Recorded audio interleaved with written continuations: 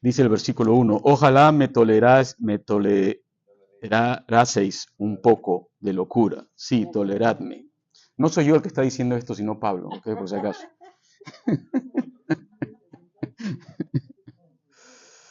Aunque me toleran, yo sé que ustedes me toleran, ¿no? Muchas cosas. Pero Pablo va a decir con signo de exclamación, fíjense, ojalá me toleraseis un poco de locura. Sí, toleradme, porque os celo con celo de Dios, pues os he desposado con un solo esposo para presentaros como una virgen pura a Cristo. Pero temo que como la serpiente con su astucia engañó a Eva, vuestros sentidos sean de alguna manera extraviados de la sincera fidelidad a Cristo. Porque si viene alguno predicando a otro Jesús que el que os hemos predicado, o si recibís otro espíritu que el que habéis recibido, u otro evangelio que el que habéis aceptado, bien lo toleráis. Señor, bendice tu palabra esta mañana y háblanos. Si hay algo que tienes que aclararnos en nuestras propias vidas este día, Señor, guíanos, por favor, en nombre de Jesús. Amén. Pablo, a partir del versículo o capítulo 11, y disculpen que estoy sentado esta mañana, ¿ok? Sí. Entonces, Pablo va a cambiar su tono en muchas cosas, ya lo ha estado haciendo, ¿no? Es una carta difícil, ¿se han dado cuenta? Es una carta difícil que ha escrito Pablo, quizás una de las más difíciles que tuvo que escribir a una iglesia. No es una carta como Efesios que contiene tanta revelación y doctrina. Tampoco es una carta que contiene un montón de instrucciones éticas, morales, sino es una carta de confrontación, una carta de exhortación, es una carta difícil. Y Pablo va a tener que escribir cosas que quizás él no quería escribir, pero va a tener que escribir. Quizás estaba rehuyendo de este momento, pero tiene que hacerlo. Porque Pablo tiene un celo por la iglesia. No está celoso de la iglesia, tiene celo por la iglesia. Vamos a explicar eso. Porque el celo de los hombres es diferente que el celo de Dios. El celo de Dios es amor en acción. El celo del hombre es egoísmo en acción. Sin embargo, Dios nos va a hablar claramente de lo que está pasando aquí. Dice, Pablo va a empezar con esta frase llamándoles la atención a los creyentes en Corinto que lo toleren y que toleren un poco de su locura. La idea que había detrás o el escenario que había detrás es que algunos no solamente despreciaban a Pablo, pero también lo consideraban loco o un poco loco, no sé si completamente. Y vamos a ver por qué. Porque dentro de su mentalidad, muchas gracias, dentro de su mentalidad, muchas de las cosas que hacía Pablo para la cultura de aquel entonces era locura. La gente normalmente no hacía, ni siquiera los predicadores itinerantes hacía lo que hizo Pablo. Pablo sufrió mucho y ellos no encontraban muchos en esa época el sentido de por qué sufrir tanto. Y que si estabas sufriendo de repente era porque Dios te estaba castigando, no quería que tú lo hagas. Era un poquito como la teología de hoy día de la prosperidad, que centrada en ese aspecto de la Biblia solamente el énfasis está en que todo te ve bien, que todo te va bien, que prosperas, que tienes salud y todo. Y cuando veían a alguien que no encajaba en eso decían, ¿por qué está así? Está mal. Y lo consideraban un poco loco por pasar por un montón de cosas que ellos encontraban sin sentido. En realidad, ¿qué sentido tendría que Pablo, siendo una persona acomodada de la sociedad, deje todo para ser golpeado por lo que cree? ¿Qué sentido tendría para el mundo, no? ¿No es eso locura? Pablo va a decir que el Señor se agradó salvar al mundo por la locura de la predicación. ¿No es una locura realmente pararte en medio de una ciudad como Pablo en aquel entonces? Él, miembro de una religión importantísima en el mundo, como son los judíos, miembro del concilio, y abandonar todo eso, y su nombre y su reputación, y pararte y decir, esto no es, la salvación es a través de la fe. Ellos consideraban que mucho de lo que Pablo hacía y decía era extremo, era un extremista. Entonces Pablo va a decir, bueno, tolérenme un poquito, les voy a hablar. pero en manera seria. Porque Pablo va a defender no solamente su mensaje, pero va a defender su apostolado. Yo creo que es importante. Quizás no lo quería hacer, pero lo va a tener que hacer, quizás casi forzado por lo que está pasando.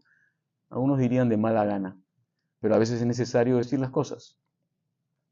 Pero él lo hacía no solamente para defenderse él, sino que sabiendo que lo que él iba a ser de beneficio para la iglesia, porque los tenía celos por ellos. ¿Por qué son importantes las credenciales de Pablo como apóstol que él va a defender? Miren lo que dice el versículo 2. Porque os celo con celo de Dios, pues os he desposado con un solo esposo para presentaros como una virgen pura a Cristo. Porque os celo con celo de Dios. Debemos decir que compartir ese tipo de celo, ese celo de Dios, por el pueblo de Dios, es algo bueno, es una virtud, no es algo malo. Dios mismo dice en su palabra, en Éxodo capítulo 20, versículo 5, después de haber dado la ley, ¿qué es lo que dice? Porque yo soy Jehová tu Dios, fuerte y celoso. Pero no quiero que entiendas la cualidad o el atributo de Dios siendo celoso como nosotros muchas veces lo somos.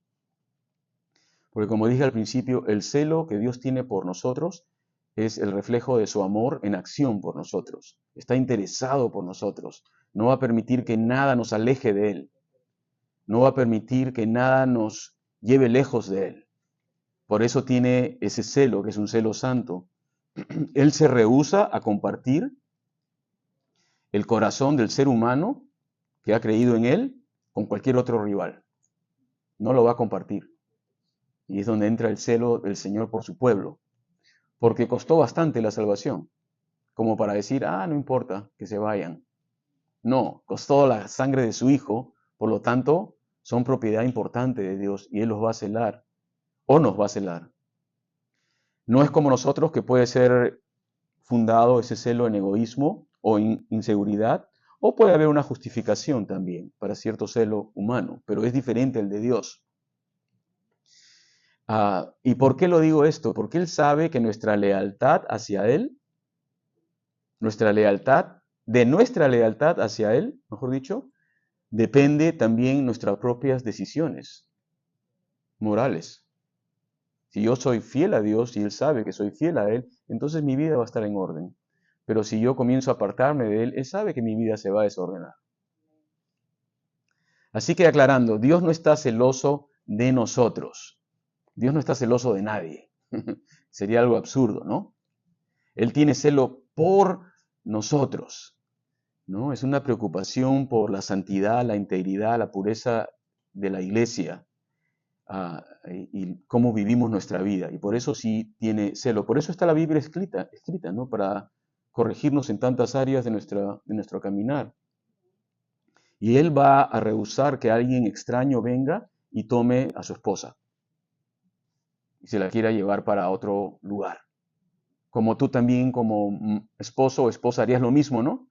Con tu pareja. Alguien viene y se lo quiere llevar, son celos justificados, por supuesto. Y después va a hablar la idea de un desposado, pues os he desposado con un solo esposo para presentaros como una virgen pura a Cristo. Es decir, que Pablo toma un rol que era cultural en aquel entonces con respecto a la iglesia, que es lo que Jesús habló acerca del amigo del esposo, lo que es el best man, ahora que le dicen, ¿no? En las bodas, ¿no? Pero Pablo ha entendido que ese es su papel en la iglesia. Él es el amigo del esposo. ¿Quién es el esposo? Es Cristo. ¿Quién es la esposa? Es la iglesia. Y Pablo dice, yo soy de la iglesia, pero también soy el amigo del esposo, porque tengo un rol que cumplir. ¿Y cuál era el rol del amigo del esposo? El amigo del esposo tenía un rol muy importante hasta el momento de la boda. Porque las bodas en aquel entonces habían varias partes. Una parte era el desposario, que era el compromiso, en el cual ya se consideraba formalmente la pareja casada, aunque no consumaban el acto, y la ceremonia del matrimonio. Pero entre el desposario y la ceremonia había un guardián. Y ese era el desposario, el amigo del esposo. Ese era el que se encargaba que todo esté bien. Si la esposa, desposada, quería comunicarse con el esposo, el desposario llevaba los mensajes. No le permitía acercarse. Así era la cultura de aquel entonces. Es importante porque en Juan 3:29 se menciona esto acerca de la idea del amigo del esposo. ¿Por qué? Porque el esposo procuraba una esposa virgen. Era muy importante en la cultura de aquel entonces. Procuraba una esposa virgen y había que cuidarla.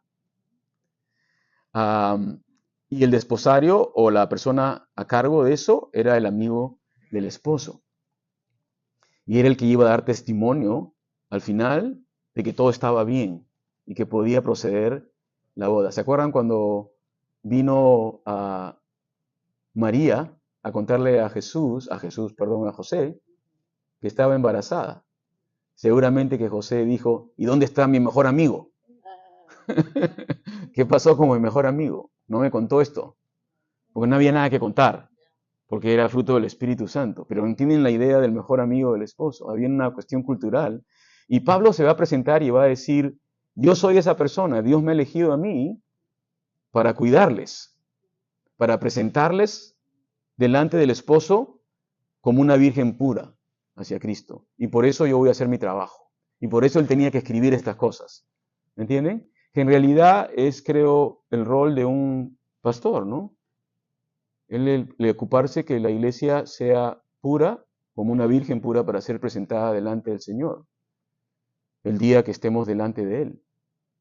Claro que Pablo no va a ser por la obra de Pablo, va a ser por la sangre de Cristo, pero como amigo del esposo, él va a estar celoso también que nadie venga a llevarse a la esposa fuera de lo que es la propiedad del esposo. Por eso es que él va a tener que luchar contra muchas de las herejías y muchos de estos hombres o apóstoles que se llamaban, que querían torcer el corazón de la iglesia para alejarla del verdadero esposo. Es tan importante la corrección.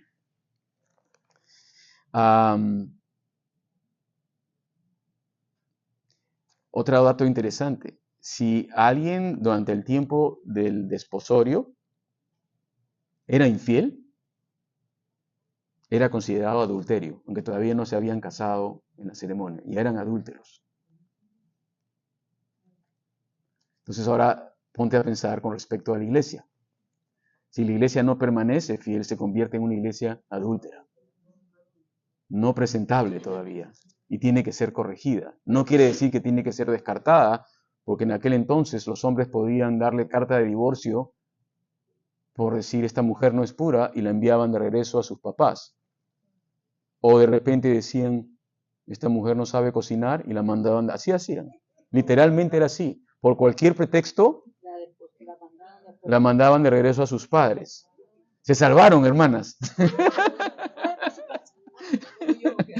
Pero como estamos en la gracia, ya no importa, ¿no? Esas cosas ya no son tan importantes. Pero no saliendo del tema, la importancia de Pablo era que él quería preservar a la novia del Señor, la esposa del Señor, pura. Pura en su creencia y pura en su conducta. Y para eso él trabajaba duro por esforzarse. ¿Qué tal responsabilidad, no?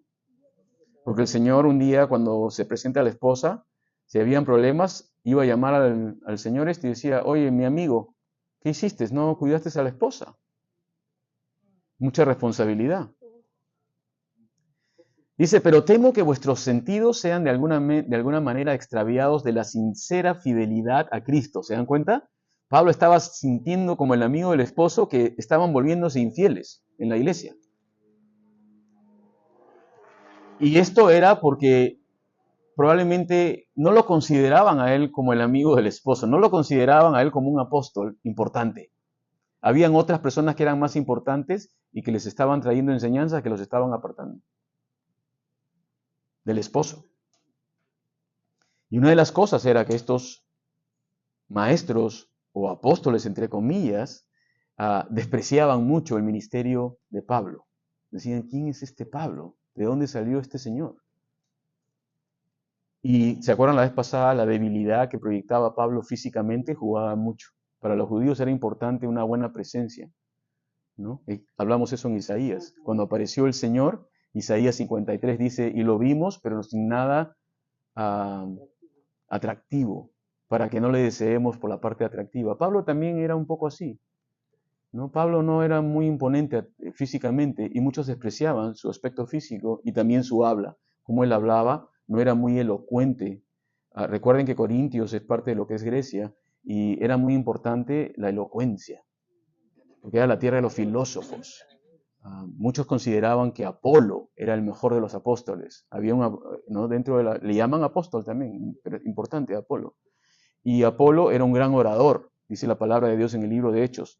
O sea, podía hablar bien. Y Pablo probablemente no hablaba muy bien, aunque enseñaba bien, pero no tenía la elocuencia que sí tenía en sus cartas. En sus cartas él se sentaba y escribía elocuente. Pero cuando él hablaba, la gente decía, ¿este es el que escribió esta carta? O sea, estaban esperando que él hable igual que la carta, pero Pablo dice cuando él estaba delante de ellos, mostraba su debilidad. Sin embargo, por carta él era muchas veces severo, ¿no? Qué importante ver estas cosas. Pero ¿cuál era lo que decía Pablo, que estaba preocupado, que su sincera fidelidad a Cristo se estaban extraviando? Habla del engaño de la serpiente, como la serpiente que con astucia engañó a Eva. Entonces nos lleva al libro de Génesis, al capítulo 3, ¿no? Vamos al capítulo 3 de Génesis.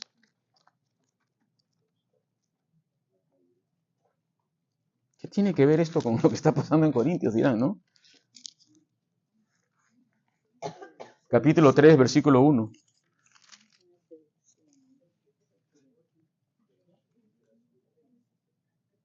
¿Están ahí? Okay. Capítulo 3, versículo 1 dice, pero la serpiente era ¿qué? Astuta, más que todos los animales del campo que Jehová había hecho, la cual le dijo a la mujer, ¿con que Dios os ha dicho no comáis de todo árbol del huerto? Y la mujer respondió, así con la cabeza seguro, sí. Y la mujer respondió, del fruto de los árboles del huerto podemos comer, pero del fruto del árbol que está en medio del huerto, dijo Dios, no comeréis de él, ni le tocaréis, para que no muráis. Entonces la serpiente le dijo a la mujer, no moriréis, sino que sabe Dios que el día que comáis de él, serán abiertos vuestros ojos y seréis como Dios, sabiendo el bien y el mal. Algo para masticar espiritualmente aquí, ¿no? O sea, pero este es un buen ejemplo de las tácticas engañosas de esta serpiente que se llama Satanás. La peor mentira no es la mentira. ¿Sabes cuál es la peor mentira? La que está mezclada con verdad. Esa es la peor. Porque la que es mentira, mentira, tú la agarras rápido. Esto está mal. Pero aquella que viene mezclada, 50-50, con verdad, uy, qué difícil es saber si es verdad o es mentira. Y Satanás es experto en mezclar la verdad con la mentira para desviarnos del esposo, sin darnos cuenta. Es ahí donde entra el amigo del esposo, que tiene discernimiento y dice, esto es verdad, pero esto es mentira, hay que separarlo. Sin embargo, muchas veces no ocurre así. ¿Cuál era la parte de verdad? Y la mujer respondió a la serpiente, del fruto, con que Dios os ha dicho no comáis de todo árbol del huerto. ¿Es esto verdad, sí o no? O sea, no era verdad. Porque no digo que no todo árbol, sino de uno solo. No, con que Dios os ha dicho no comáis de todo árbol del huerto, eso sí dijo Dios, excepto de uno. Hay uno que no puedes comer. En otras palabras, le cambia un poquito el sentido, pero en el fondo es verdad. Dios le había dicho puedes comer de todo árbol, excepto de uno. Pero la mujer le responde diciendo, bueno, del fruto de los árboles del huerto podemos comer, eso es lo que dijo Dios. Pero hay uno del cual no podemos comer ni tocarlo. Tampoco dijo que no lo toquéis, eso es una exageración ya. Y a veces, hermanos y hermanas, exageramos las cosas que dice Dios, ¿no? Y le añadimos un punto ahí. Dios no había dicho nomás, no comas de él, no dijo no toques. Pero dijo ni tocarlo. Quizás Adán le explicó, porque el mandato fue para Adán, no para Eva. Quizás Adán le dijo, no comas ni lo toques, ¿eh? O sea, como para protegerlo más. Ni lo toques. porque a veces cuando tocamos es cuando caemos, ¿no? Pero la serpiente le dice, no moriréis. Entonces ahí viene la mentira. La mentira es de que no te va a pasar nada. No va a pasar lo que Dios ha dicho que te va a pasar. No vas a morir. Y le ofrece un conocimiento vedado, un conocimiento secreto. ¿Cuál es el conocimiento que le ofrece? Que el día que tú comas de eso, de ese árbol, van a ser abiertos vuestros ojos y seréis como Dios, sabiendo el bien y el mal. Le ofrece un conocimiento secreto que ella no tiene y que si lo tiene va a ser igual a Dios. En otras palabras, está acusando a Dios que Dios no quiere que tenga ese conocimiento porque tiene miedo del ser humano que sea igual a Él. Y si somos igual a Dios, ¿qué va a pasar? No necesitamos a Dios. ¿Y no es lo que este mundo piensa? Tenemos el conocimiento del bien y el mal y hemos creído la mentira de Satanás. No necesitamos a Dios. ¿Quién necesita a Dios? Solamente las personas de la tercera edad, dicen. Así dicen. Disculpen, pero así es el mundo. Cuando esté en esa etapa de mi vida, ahí me voy a acordar de Dios. Pero mientras que estamos todavía jóvenes, ¿quién necesita a Dios? No es hasta que comenzamos a enfermarnos y comenzamos a sufrir que las personas dicen, mejor me acerco a Dios. No, sin afán de ofender, pero es la verdad. Y pues les voy a decir algo, yo estoy llegando ahí. No se me vayan a ofender, por favor, que no es mi afán decir eso. Pero es la misma mentira de Satanás con el hombre contemporáneo, porque hemos comido del árbol del fruto del bien y el mal a través de Adán y Eva, y ahora conocemos el bien y el mal y nos inclinamos hacia el mal. Tenemos esa inclinación, ¿no es cierto? Y pensamos que ya no necesitamos a Dios, que es la teoría del reemplazo de Dios, ¿no? Que queremos reemplazarlo como sea. No es que no creamos en Dios, lo que queremos es reemplazar a Dios. Esa es la idea. ¿Ok? Ahora, volvamos a Corintios. Hay un señor, un comentarista que leí importante, Tennyson, dice, una mentira que es totalmente incierta puede ser hallada y combatida abiertamente, pero una mentira que es parcialmente verdad es un asunto más difícil de combatir. ¿Y cuál va a ser este asunto que estaba ocurriendo? Bueno, Pablo va a explicar, porque si alguno viene predicando a otro Cristo, ahí nos dice algo. O si alguno viene predicando otro espíritu, ahí también nos dice otra cosa, ¿no? Entonces estaban predicando otro Cristo y estaban predicando otro espíritu. Y estaban predicando otro evangelio a consecuencia de otro Cristo y de otro espíritu, en comparación con el cual ya habían recibido por medio del apóstol Pablo. Y el problema no solamente era que lo habían recibido, sino que lo toleraban. No era solamente que habían recibido estas personas que estaban enseñando estas cosas, pero lo toleraban. La palabra tolerancia comenzó a ser importante en nuestra cultura hace unos 20, 30 años. Yo recuerdo con amigos hablando de esto, que es la nueva palabra. En Europa era la nueva palabra en aquel entonces. Tolerance. Tolerancia. No seas tan duro. Tienes que tolerar las creencias de todos y compartir con ellos. Sonaba bonito, ¿no? Pero en realidad la tolerancia ha sido un enemigo dentro de la iglesia, porque poco a poco se ha permitido entrar cosas que no deberían estar dentro de la iglesia. Personas que no deberían estar en los lugares que están, y ha comenzado a afectar y a corromper dentro de la iglesia. Estaba escuchando la vez pasada un documental acerca de la crisis en la iglesia en los Estados Unidos. Iglesias enteras de denominaciones como metodistas y muchos bautistas inclusive están vendiendo sus templos porque no quedan ni 3 ni 4 personas. De congregaciones donde habían 200, congregaciones pequeñas, no estamos hablando de las mega churches que todo el mundo ve y que todo bonito. Estamos hablando de lo que era América conservadora, ¿no? De los estados más tradicionales, donde habían sus iglesias de 100, 150. En muchos de estos lugares rurales solamente quedan 3, 4 personas en las iglesias. Y muchos edificios se están vendiendo. Inclusive hay un movimiento grande en estos momentos creciendo de pastores que están saliendo de seminarios que buscan apoyo para comprar estos edificios. para poder revitalizar las iglesias, no traer frescura, ¿no? Y revitalizar estos edificios. Y yo encontraba curioso que nosotros no tenemos edificios y por allá hay edificios que están vacíos y que nadie los quiere. Y están que los quieren vender. ¿Y quién va a comprar esos edificios? ¿Quién crees que va a comprar esos edificios? Vamos a ver quién los compra, ¿no? Pero, ¿qué fue lo que pasó? ¿Qué fue lo que pasó? Bueno, varias cosas. Cuando leemos el libro de Apocalipsis y habla a la iglesia en Éfeso, dice, arrepiéntete, si no quitaré tu candelero de tu lugar. Dejarás de ser luz. Si no tienes luz, yo te quito de ahí.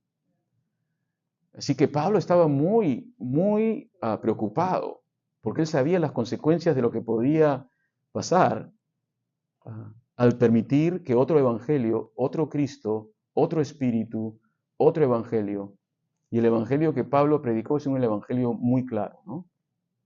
Es el evangelio que nos narra en el libro de Gálatas claramente, porque el evangelio que recibí, no de los hombres, sino de Dios, ¿es qué cosa? Que Él murió, resucitó, murió, fue enterrado, de acuerdo a las Escrituras, y resucitó al tercer día. Y lo hizo por el ser humano, para que llevara el pecado del hombre antiguo y contemporáneo, para que todo aquel que en él crea no se pierda, mas tenga vida eterna. Ese evangelio es incambiable. Es el evangelio que, no vamos a decir resucitó, pero resurgió con poder durante la etapa de la Reforma, ¿no? Cuando había oscuridad espiritual en el mundo y Dios comenzó a levantar nuevamente y a sacar la luz, ¿no? Y la luz comenzó a brillar y llegamos al libro de Romanos, que somos salvos por gracia a través de la fe, que es donde todos estamos. Yo sé que hay ciertas divisiones entre nosotros, pero es donde estamos. Es donde estamos. Divisiones hablando en creencias con respecto a esto, cómo funciona, pero es donde estamos. Que la salvación es a través de la gracia por la fe, no por las obras. Pero va a haber personas que van a querer alejarnos de esto. Y habían personas en aquel momento, sobre todo de los judaizantes, que estaban tratando de introducir la idea de que no solamente era Cristo, sino también la ley, y tenían que cumplir la ley si querían ser salvos. Y vemos en el libro de los Hechos que tuvo que haber un concilio para solucionar este problema, ¿no? Por un lado había eso, por otro lado había la persecución que ya estaba empezando de parte de los romanos y que hacía que muchos de los cristianos o maestros hablasen que teníamos que bajar el tono para que no nos persigan. Entonces Pablo va a tener que comenzar a hablar y decir, no, esto nos va a desviar. Satanás es astuto, nos está ofreciendo una verdad a medias que nos va a llevar a la muerte espiritual. Y él va a tener que defender sus credenciales apostólicas. Así que la mentira de Satanás. Dice, si viene alguno otro predicando otro evangelio. ¿Cuál sería otro evangelio en nuestros días? Buena pregunta para nosotros, para estar atentos. La salvación es por obras. Eso es el rechazo completo del Señor Jesús. ¿Qué otro evangelio podríamos tener? Evangelio centrado en obras, por supuesto. No es el Jesús que conocemos de la Biblia. ¿Qué es acerca del evangelio del yo? Enfocado en uno mismo. Todo es acerca de mí, como dicen self aquí, ¿no? Todo es acerca de mi propia vida, mi beneficio, mi sanidad, mi prosperidad, todo soy yo. Yo lo encuentro como un evangelio que no es muy bíblico. El evangelio de Cristo dijo, si tú quieres ser mi seguidor, no, niégate a ti mismo, toma tu cruz y sígame. No dijo, agrádate a ti mismo y busca todo para ti mismo. Es un evangelio que da, no que recibe constantemente. Y muchas veces esas enseñanzas están aún dentro de nuestras iglesias. Y se toleran. Nos toleramos, decimos, bueno, está bien, ¿no? Pero eso hace que la novia de Cristo, la esposa de Cristo, comience a ser infiel al Señor y comience a apartarse. Y necesitamos apóstoles Pablo, como apóstoles como Pablo, no apóstoles en el sentido, pero necesitamos ser corregidos. Es decir, este no es el evangelio que se nos predicó, este es un evangelio diferente. Y así hay muchos. El evangelio de la justicia social está muy duro en estos días. Que no importa cómo vives tu vida, con tal que tengas unas causas sociales que son importantes para los derechos del ser humano, con eso está bien. Es el evangelio de la justicia social, está muy de moda hoy en día. Muchos se sienten ya justificados porque marchan en las calles por ciertas causas. Y eso ya los hace justos y mejores en nuestra sociedad, sin haber reconocido sus propios pecados, ni haberse acercado al Señor. Ya eso los pone por encima de los demás. Es un evangelio falso. Y este evangelio de la justicia social fue fuerte en los años 80 en Sudamérica, cuando estaban los movimientos guerrilleros, ¿no? Fuertes activamente allá. Hubo una persona conocida, ¿no? El padre Gutiérrez, que comenzó a promover todas estas doctrinas, que la justicia de Cristo esencialmente era una justicia social, la justicia para el pobre, sin decir que no sea necesaria, por supuesto. Pero la justicia de la Biblia no es esa. De la justicia bíblica sale la justicia social, pero la justicia social no te trae a la justicia bíblica, no es al revés. Sí, el Señor defiende al pobre, defiende al explotado, están todas esas partes de la palabra de Dios, pero no es eso lo que te salva es la justicia de Cristo, creer que Él murió por ti en la cruz, confesarle tus pecados y confiar en Él para salvación, y fruto de esa justicia viene la justicia del hombre en esta tierra, pero no es al revés. Yo recuerdo que nos mandaban hace unos 20 años, había gente que nos llamaba, no había todavía tanto internet, pero nos mandaban cartas y querían saber nuestra opinión acerca de estos movimientos y qué opinábamos nosotros los pastores acá, ¿no? Acerca del movimiento de la justicia social, para agarrarnos a ver qué cosa creíamos. Me acuerdo que hicimos una carta en conjunto que declarábamos que la justicia humana depende de la justicia de Dios y no es al revés. La justicia de Dios no depende de la justicia humana. La justicia de Dios es gratuita en Cristo Jesús. De la justicia gratuita de Dios depende la justicia humana. Así que hay varios evangelios, amigos, que están ahorita pululando por todos lados y tenemos que estar con cuidado. Ahora se está formando un evangelio raro a consecuencia de la política. Se está conformando un evangelio raro. Yo veo personas que son creyentes que están diciendo cosas que digo, ¿qué está pasando? Estamos dándole tribuna en nuestros púlpitos muchas veces a personas que tienen ciertas posiciones políticas. Puede ser que las apoyes o no, pero no sabemos si ni siquiera tienen el Espíritu de Dios. Probablemente ni lo tienen. No quiero juzgar eso, pero porque compartimos la misma política no quiere decir que compartimos el mismo espíritu. No quiere decir. Pero sin embargo podemos llegar a distorsionar un poco el Evangelio al permitir esas cosas. Entonces hoy día tenemos que tener cuidado y discernimiento del Señor respecto a estos temas. Bueno, y Pablo va a decir en el versículo 5, y pienso que en nada he sido inferior a aquellos grandes apóstoles. Entonces es un poquito sarcástico acá, porque no se está refiriendo, creo, a Pedro, a Juan, se está refiriendo a aquellos que llegaban y eran grandes apóstoles. Yo le llamo los superapóstoles. Ellos eran los superapóstoles, ¿no? Pablo va a decir, porque aunque sea tosco yo en palabra, no lo soy en el conocimiento. En todo y por todo os he demostrado. Pequé yo humillándome a mí mismo para que vosotros fueseis enaltecidos por cuanto os he predicado el Evangelio de Dios de balde. He despojado otras iglesias, recibiendo salario para serviros a vosotros. Y cuando estaba entre vosotros tuve necesidad, y a ninguno fui carga. Pues lo que me faltaba lo suplieron los hermanos que vinieron de Macedonia. Y en todo me guardé, y me aguardaré de seros gravoso. Entonces, los superapóstoles de aquel entonces, que estaban invadiendo las iglesias ya, eran comparados con Pablo. Había una tradición también, no tradición, pero una costumbre de muchos predicadores en aquel entonces, que ellos llegaban a una iglesia y ellos iban a exigir la ofrenda rápidamente. Y si no había ofrenda, no iban. Pero Pablo no era así. Pablo se aparecía y hablaba y ni siquiera decía nada del dinero, nada del apoyo, aunque tenía necesidad. Pero él no era así. porque él entendió cómo funcionaba el reino de los cielos. Él entendió lo que debemos entender, que si Dios guía, Él provee. Él va a proveer si Él está guiando de verdad, pero si Él no está guiando, entonces tampoco va a haber y te vas a dar cuenta. Entonces, Pablo va a decir, pequé yo humillándome a mí mismo por cuanto les he predicado el evangelio de balde. En otras palabras, cuando él llegó, no cobró.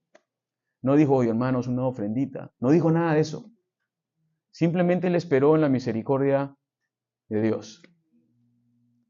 Hace tiempo atrás, cuando yo estaba participando en un ministerio musical y viajábamos mucho, íbamos a varias de las Calvary Chapels por varias partes de Estados Unidos y qué sé yo, recuerdo que llegábamos y nosotros, bueno, no sabíamos lo que estábamos haciendo, estábamos bien locos y andábamos por todos lados y cantábamos al Señor canciones y todo. Y los hermanos venían y muchas veces me preguntaban, hermanos, ¿y cuánto le damos? Y nosotros ni siquiera se nos pasaba por la cabeza eso. Decían, lo que ustedes quieran, no estamos por eso. Y nos bendecía el Señor abundantemente. Pero nunca había esa inquietud. Sin embargo, ahora yo cuando ya he estado más en la obra de Dios, a veces veo hermanos que les decimos, hermanos, ¿quieren venir a tocar? Sí, pero si no hay tanta cantidad no voy. Y eso está ocurriendo. Los grandes líderes de alabanza ahora que todo el mundo escucha, tienes que pagar $80 para ir a verlos a un teatro. Y a mí eso me duele el corazón. Me duele bastante el corazón que sea así hoy en día. Que nuestros edificios se usen para conciertos pagados de artistas cristianos. No porque el músico no sea digno de su trabajo y de su honorario, pero yo pienso que ellos podrían ser músicos simplemente y cobrar lo que ellos quisiesen en el mundo, pero venir a la iglesia para cobrar, no sé. ¿De repente estoy juzgando muy fuerte? No lo sé, pero a veces escucho personas hablar y dicen, voy a ver tal persona, y tengo el VIP. ¿VIP en el reino de Dios? ¿Qué estamos haciendo en la iglesia? Yo no sé, yo siento a veces que el Señor va a quitar el candelero. Va a decir, ya no más. Esto no es mío. No es el evangelio que Pablo predicó. Eso es lo que yo siento muchas veces.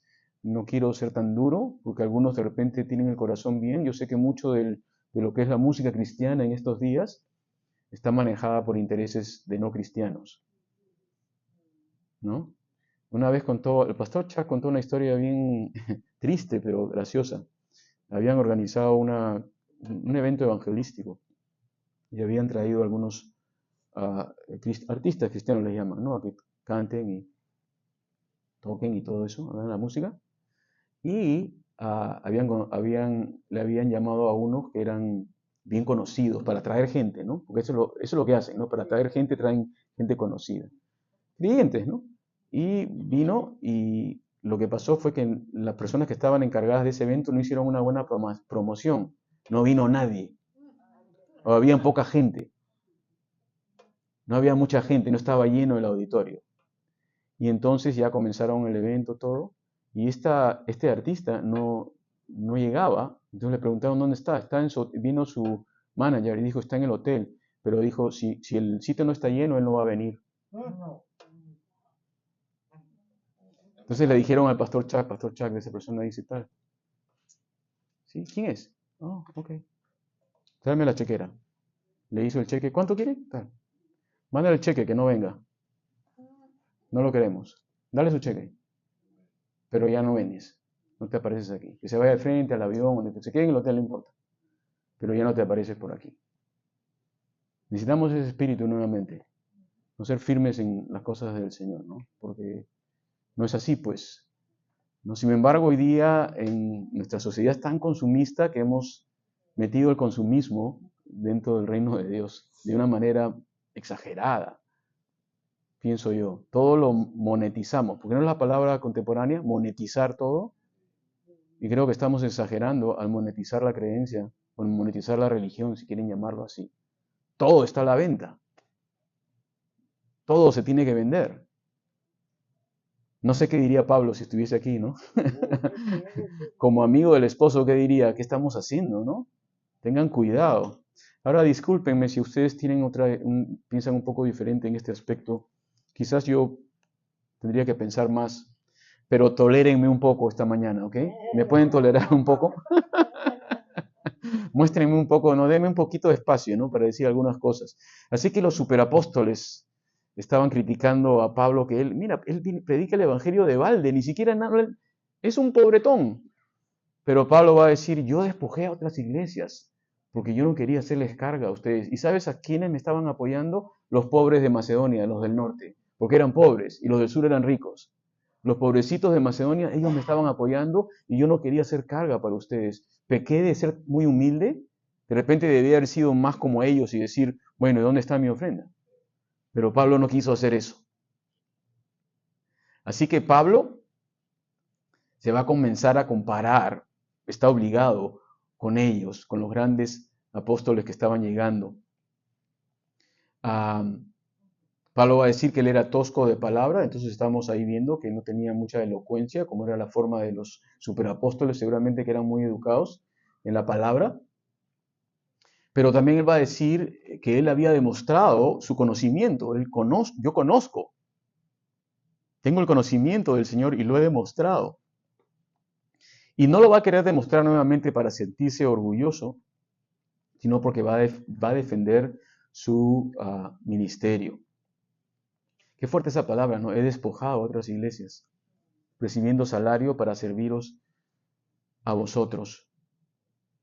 Creo que es algo importante aquellos que recibimos algo del Señor de esa manera, tener eso en mente siempre.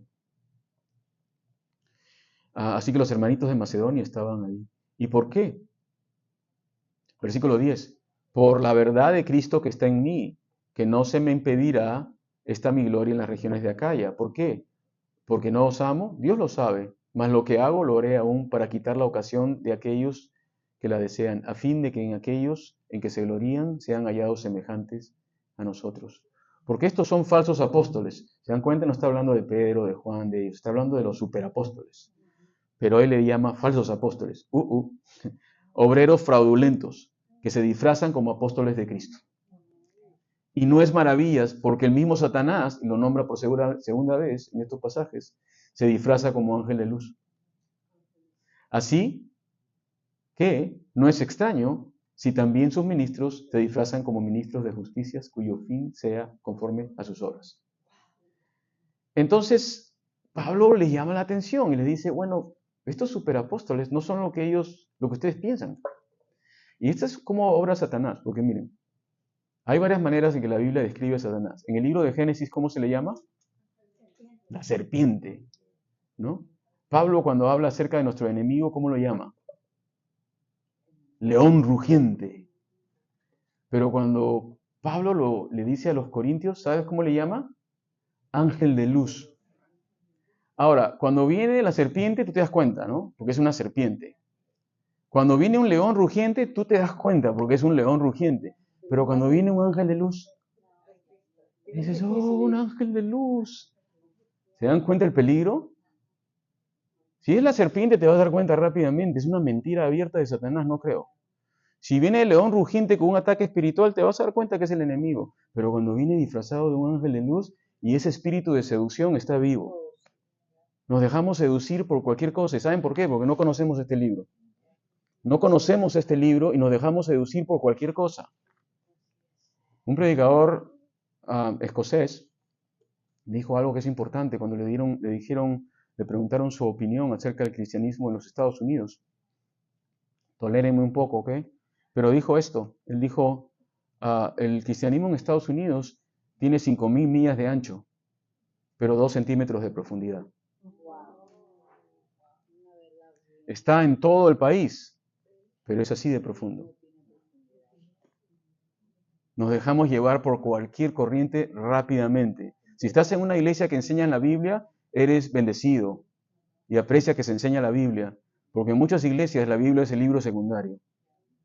Por ahí uno que otro versículo, por ahí un montón de otras cosas y un poquito de Biblia y solamente las partes que te gustan. 2 centímetros de profundidad. Con 2 centímetros de profundidad viene un ángel de luz y te pasa por encima. Te dice cualquier cosa y lo sigues.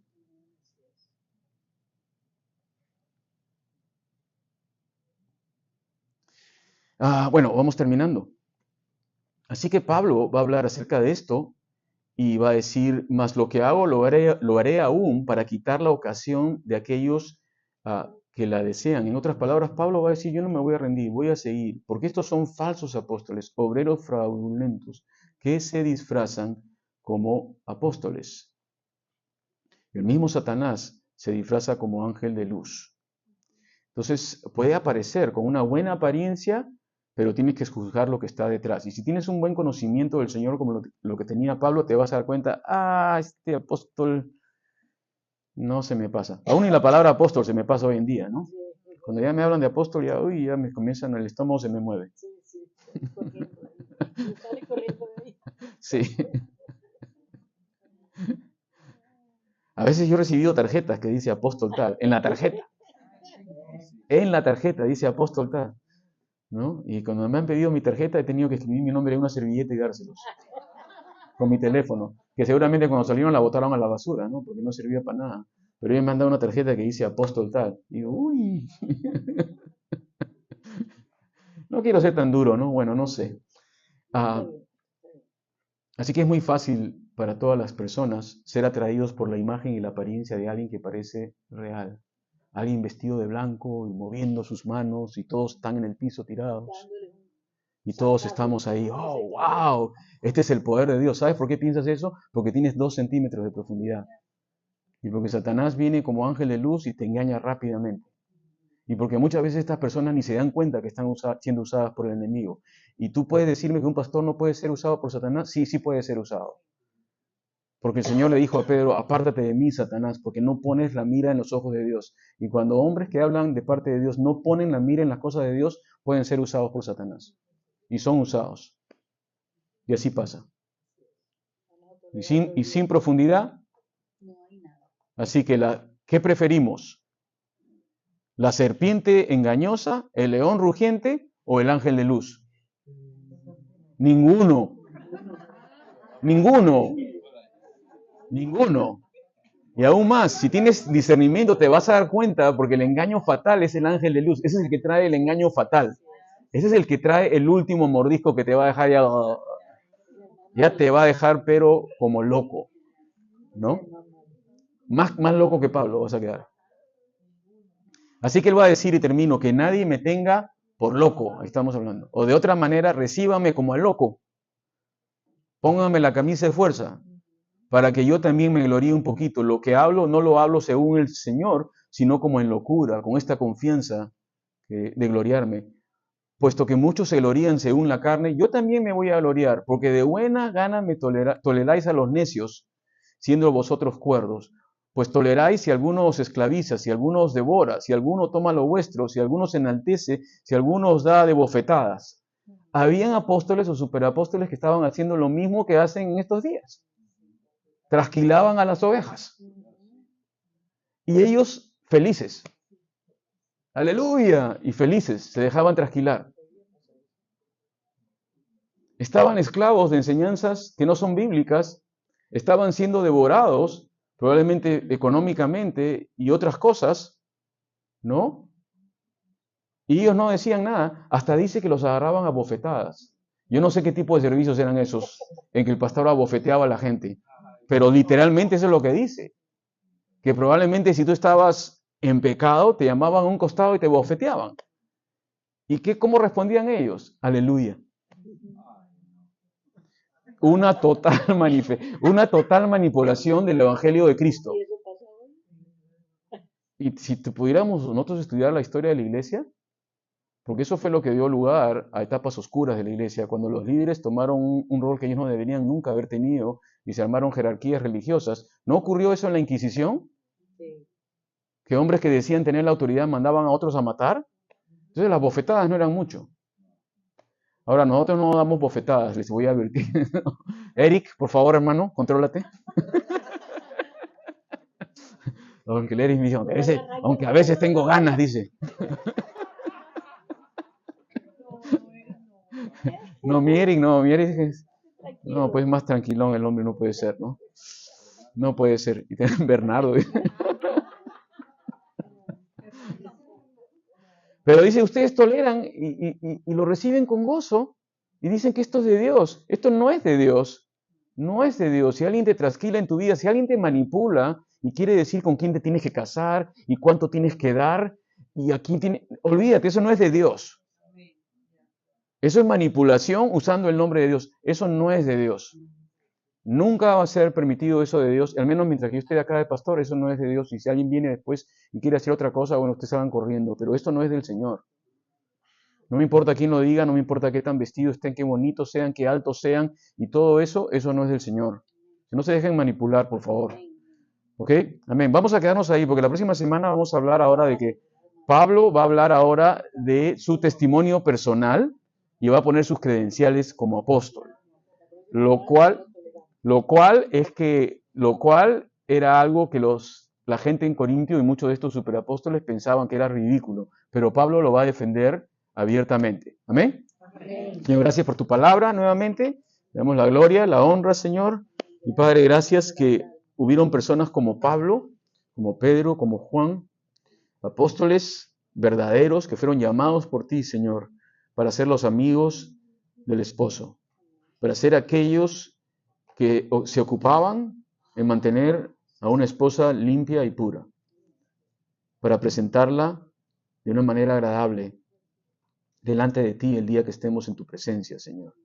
Señor, danos ese espíritu de vuelta en nuestros corazones. Oramos por nuestra iglesia y oramos por la iglesia, Señor, en general, en nuestro país, en nuestra ciudad. Señor, que tengas misericordia. Tu palabra nos dice en el libro de Apocalipsis que escuchemos lo que el Espíritu dice a las iglesias. Y tú nos adviertes, Señor, de los riesgos que hay de no escuchar. Señor, queremos que nuestro candelero continúe en esta tierra hasta que tú vengas, Señor, poder seguir siendo luz y que no se apague, Señor. Te pedimos perdón si en algún momento, Señor, no tomamos en serio estas cosas. Te pedimos que nos corrijas, nos reafirmes y que como iglesia local, este cuerpo que tenemos aquí en Horizon, podamos ser esa novia agradable, limpia y pura que pueda ser presentada delante de ti, Señor, un día. En el nombre de Jesús, Señor. Amén.